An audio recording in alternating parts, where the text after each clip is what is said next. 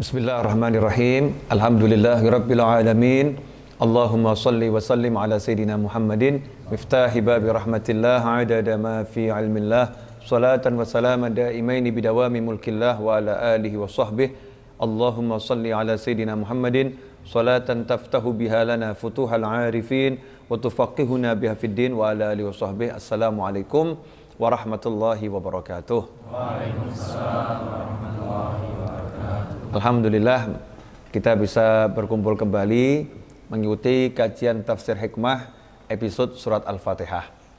Kemarin sudah kita membahas tentang kemuliaan surat Al-Fatihah secara ringkas. Sab'ul Mathani, 7 ayat yang diulang-ulang.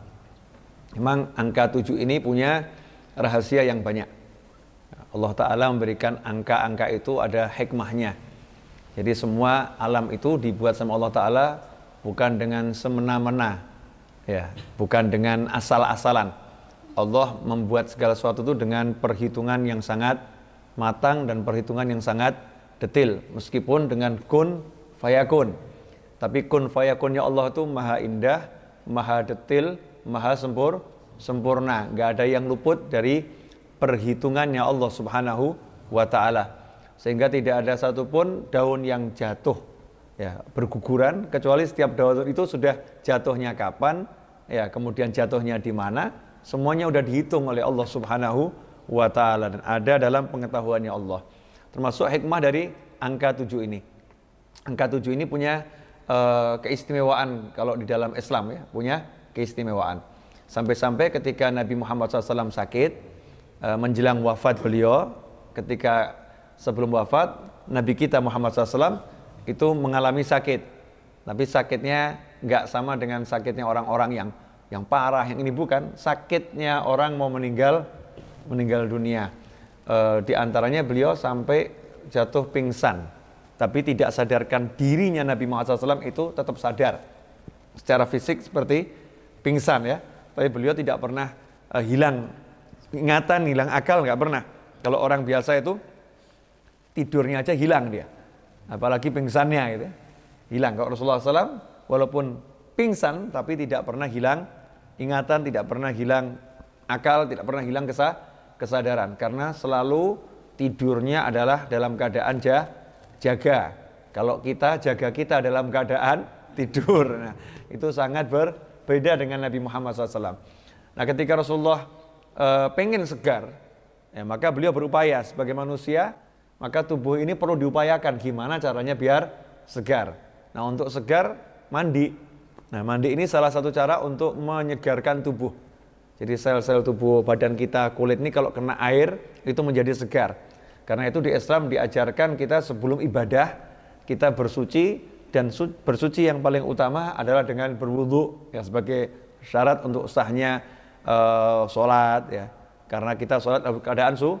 Yang mengangkat hadas ini adalah dengan wudhu, dan wudhu itu alat utamanya adalah air. Kalau kata orang Jepang, teori relaksasi yang paling sederhana adalah memercikkan air ke wajah. Jadi wajah ini dibasahi dengan air.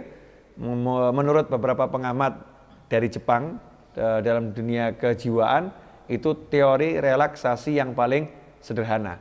Kalau orang pengen seger gitu, maka wajahnya dibasuh dengan air.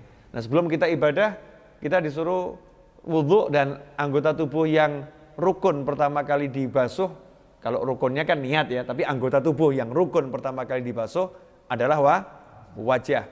Wajah ini kena air dulu. Nah, kena air ini bagian dari upaya untuk rileks, untuk menyegarkan kembali kalau kita udah mulai lemes, mulai kurang bersemangat. Kalau bicara tentang Nabi Muhammad SAW, nggak mungkin Rasulullah nggak bersemangat. Rasulullah itu manusia yang paling bersemangat. Tetapi karena beliau suri teladan, memberikan contoh kepada umat manusia secara umum dan khususnya kepada kita umatnya, beliau SAW melakukan apa yang harus dilakukan manusia ketika lemah. Ya, ketika lemah. Maka saat itu Nabi SAW minta mandi dengan air dari 7 geribah. Jadi orang Arab itu punya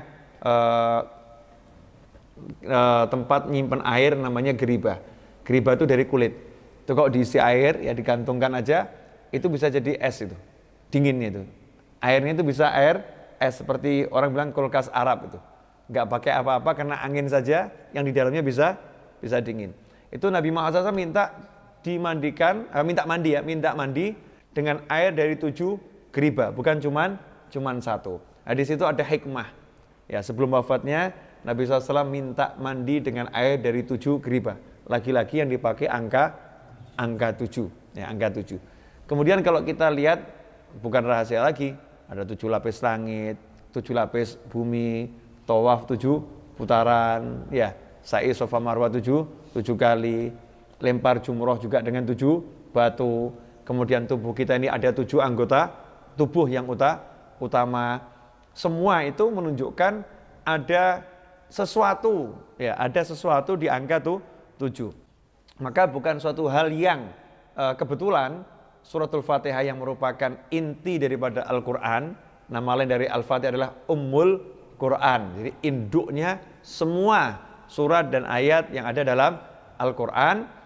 Sebagai Ummul Quran, induknya Al-Quran, Al-Fatihah itu ternyata 7 ayat. Dan ini sepakat semua ulama, ya, entah ayat yang pertama yang mana, tapi jumlah ayatnya ada 7.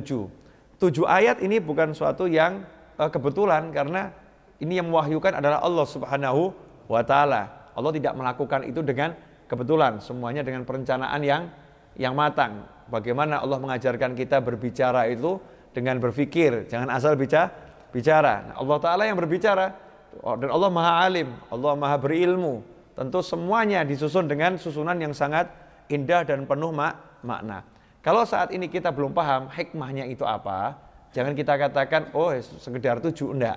Tapi kita katakan di situ ada hikmah, ada tujuan yang mungkin ilmu kita belum bisa menggapainya. Kita baru bisa mengatakan ada 7 lapis langit, ada 7 lapis bumi, tawaf 7 putaran, lempar 7 batu, dan seterusnya. Angka 7 ini punya keistimewaan, kita belum tahu. Wallahu a'lam. Semoga Allah ngasih kita ilmu. Kenapa Al-Fatihah ada 7 ayat yang selalu diulang-ulang sampai dikatakan sab'ul mathani. Ya, ini tentang Al-Fatihah 7 ayat. Nah, insyaallah kita akan sambung pada episode yang berikutnya, karena ini udah sekitar 7 menit. Setiap kajian ini saya batasi waktunya 7 menit, 8 menit, agar kita belajarnya tidak berat, agar ringan. Semoga Allah memberkati kita semua. Wabillahi taufiq hidayah. Wassallallahu ala sayyidina Muhammadin wa alihi wasallam. Wassalamualaikum warahmatullahi wabarakatuh. Waalaikumsalam.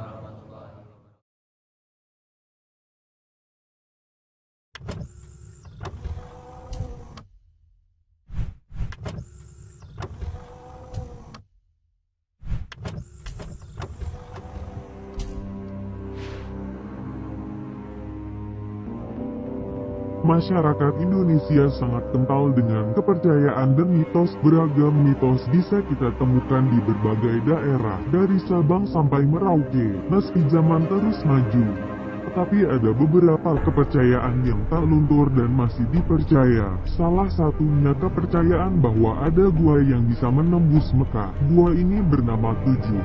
Hampir semua orang pernah mendengar mengenai Gua Tujuh itu. Terdapat 7 pintu utama untuk memasuki gua yang dianggap sebagai peninggalan sejarah oleh masyarakat daerah Lawung ini. Ketujuh pintu tersebut mempunyai sisi yang berbeda-beda. Gua ini dikelilingi dengan gunung yang tak berhutan alias pegunungan bebatuan. Memasuki kawasan Gua Tujuh tentu harus berhati-hati. Namun, panorama pegunungan bebatuan di sela-sela bukit tinggi gitu menawan, berbatasan dengan daerah Lawung dekat selatan. Siapapun yang menuju ke daerah tersebut bisa melepaskan pandangan ke pesisir pantai laut selatan. Tentu memiliki keindahan tersendiri jika berada di puncak gua tersebut. Gua eksotis ini penuh dengan misteri. Kabarnya di dalam gua tersebut terdapat sebuah batu besar yang bergantung tanpa ada penahan, yang artinya anti gravitasi. Pembuktian dari ketidakmungkinan itulah yang menimbulkan keinginan kuat untuk dapat menyaksikan sendiri dari fenomena tersebut.